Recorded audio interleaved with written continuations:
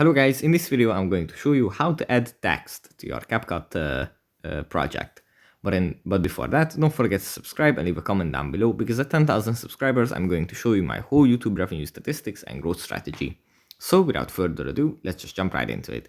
First we have to open up the CapCut app, and here it usually opens up in the home menu where we have our projects. We can just tap on one that we want to edit.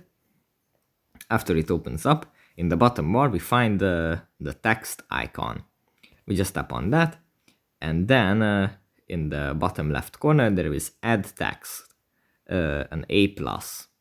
We just tap on this, and here we can enter the text that we want to add.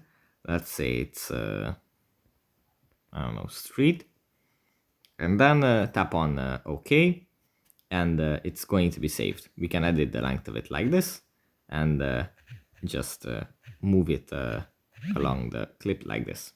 So that's pretty much it for this video. Hope it was helpful, guys, and I'll see you in the next one.